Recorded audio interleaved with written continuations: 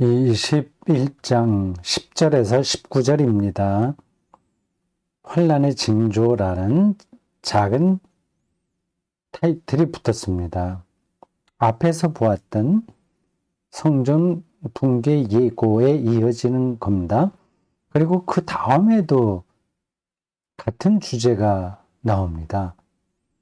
모든 게 다 예루살렘과 성전 파괴 사건에 근거한 겁니다. 역사적으로는 그렇습니다. 그런데 거기에 개입되어 있는 유대교 사상은 묵시 사상입니다. 아포칼립틱스라고 하죠. 묵시적 대재난을 가리켜요. 그런 신학 혹은 그런 문학이 여러분들 눈에 해괴하게 보일 겁니다. 뭐 저런 것들은 현실적이진 않아. 좀 그 열광적인 종교성에 들어있는 사람들의 약간 그 시대착오적인 발상 아닌가? 이렇게 생각할 수 있습니다. 뭐 지금 이렇게 살기 좋고 재미있고 뭐 다 좋은데 무슨 묵시적 대재난이야? 재난은 이렇게 생각합니다. 묵시적 대재난이 특별한 그 유대인들의 역사 철학이긴 하지만 그렇게 허무맹랑한 건 아닙니다. 아니 그게 아니라 오히려 더 역사를 정확하게 뚫어본 관점이에요. 요즘 제가 이 책을 열심히 읽고 있습니다. 보여드릴까요? 길버트 체스터턴의 정통, 오소덕시입니다. 처음에는 이 책을 뭐 대수롭지 않게 생각하고 쉽게 읽어내리라 생각했는데, 그렇지 않아요. 되게 머리를 이제 복잡하게 만듭니다. 그러면서 피곤하게 하는 게 아니라 명쾌하게 해요. 정신 바짝 차리지 않으면 읽을 수가 없습니다. 다 읽어도 이해가 더 되는 것도 아니긴 해요.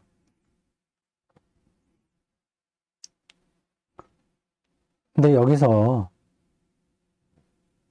뭐 많은 이야기가 있는데 지금 뭐 한마디만 오늘 읽는 본문과 연관해서 한다면 다음과 같습니다.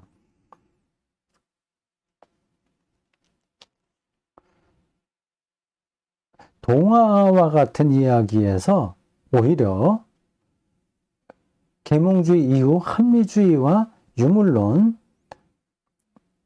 뭐 등등의 과학적 사고에서 오는 삶보다 더 풍요로운 삶을 우리가 제공받을 수 있다고 하는 겁니다. 그러니까 동화죠. 어린아이들이 보는 동화요. 거기 뭐 요정이 나오고 뭐 천사 나오고 그러죠. 그리고 무슨 이런 사물들도 다 살아있잖아요. 걔네들에게는.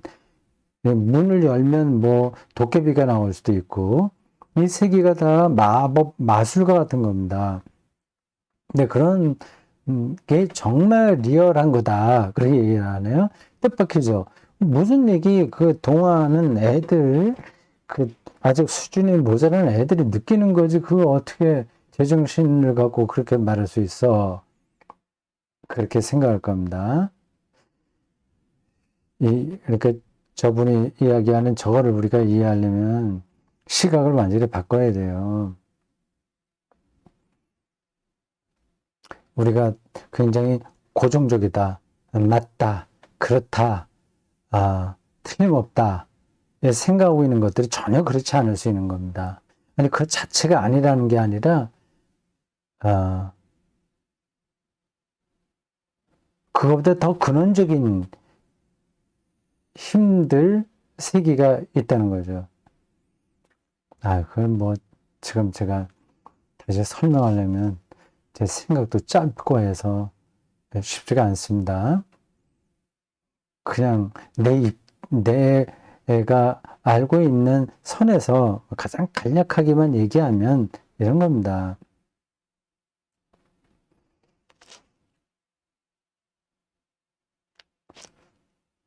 우리 몸 있잖아요. 그리고 고양이도 있잖아요. 근데 우리는 우리라고 하는 거고 고양이라고 하는 걸 딱 구분해서 보잖아요. 응? 구분할 수 있죠.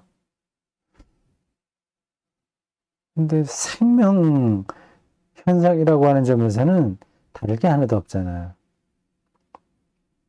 더 나가면 곤충도 마찬가지죠. 다 지구 안에서 벌어지는 생명 현상의 하나인 거예요.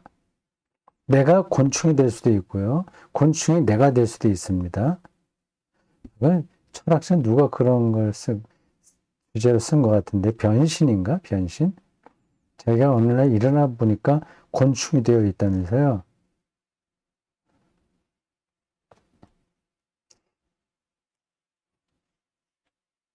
그러니까 나무도 우리가 볼 땐, 저건 뭐 저렇게 한 자리에 풀이 받고 서 있는 저 녀석들, 뭐, 요 정도로 생각하는데, 관점을 바꾸면, 걔네들에게는 우리가 따라가지 못하는 더 근원적인 생명이 있을 수 있는 거죠. 하나님의 창조라고 하는 관점에서 보더라도 그건 옳은 이야기입니다. 우리는 너무 좁은 시각으로 세계를 보고 있는 거예요. 이 묵시적 대재난이라는 이 관점이 이상한 게 아닙니다. 요한계시록에 이제 그런 이야기가 많이 나오잖아요. 새 예루살렘이 어떻게 구성되냐, 뭐 벽옥과 같고 수정과 같고 뭐 등등 그런 묘사들이 기가 막히지 않습니까? 그런 일들이 사실은 우리가 지금 살고 있는 일상에서도 벌어지는 거예요. 그 시각만 있으면 그런 겁니다. 진짜 다이아몬드만이 다이아몬드가 아니라 우리가 보는 작은 조약 돌리고도 다이아몬드나 마찬가지예요.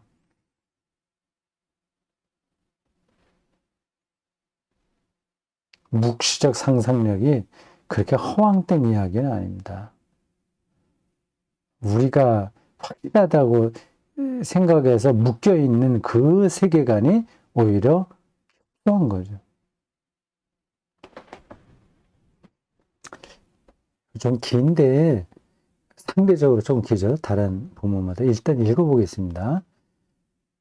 또 이르시되 앞에서 나온 이야기하고 연결되는 겁니다. 민족이 민족을, 나라가 나라를 대적하여 일어나겠고 곳곳에 큰 지진과 기근과 전염병이 있겠고 그 당시에 있었던 거예요. 근데 지금도 일어나죠. 역병, 코로나19 그건 이번엔 그렇게 크게 벌어져서 그런 거지 늘 있었습니다. 또 무서운 일과 하늘로부터 큰 징조들이 있으리라. 기후변화 같은 것도 이런 거 아닐까요? 굳이 좀 현실감 있게 연결해서 생각해 보면 말입니다. 그 모든 일 전에 내 이름으로 말미암아 너희에게 손을 대어 박해하며 그리스도인들의 박해받는 이야기죠.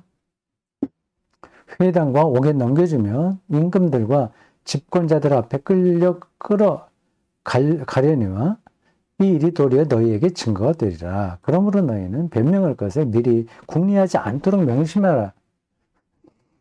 모두 준비하라고 하는 게 맞는데 준비하지 말라고 합니다. 그 말은 곧 평소에 준비하고 있으라는 얘기죠.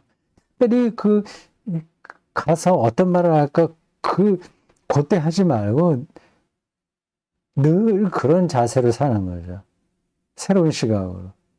그러니까 방금 얘기했던 체스터턴의 그런 시각. 근데 재밌어요. 제가 저거를 다 읽은 다음에 지금 반쯤 읽었습니다. 저 강독을 한번 해볼까 합니다. 가능할지 모르겠어요. 그러므로 너희는 변명할 것을 미리 궁리하지 않도록 명심하라. 예. 내가 너희의 모든 대적이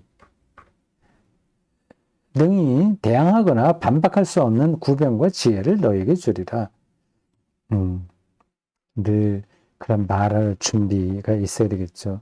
심지어 부모와 형제와 친척과 벗이 너희를 넘겨주어 너희 중에 몇을 죽이게 하겠고 또 너희가 내 이름으로 말미암아 모든 사람에게 미움을 받을 것이나 너희 머릿돌 하나도 상하지 아니하리라. 너희의 인내로 너희 영혼을 얻으리라. 뭐 생명을 얻으리라는 얘기입니다. 음,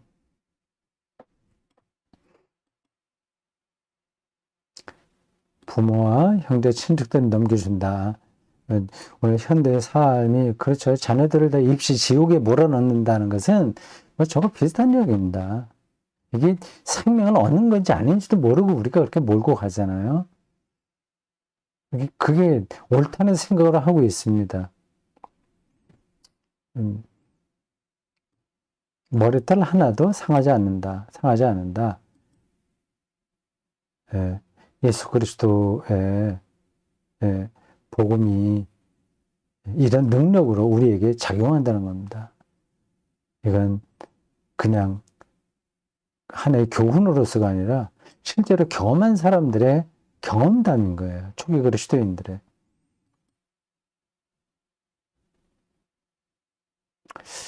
자, 여기까지입니다. 수고하셨습니다.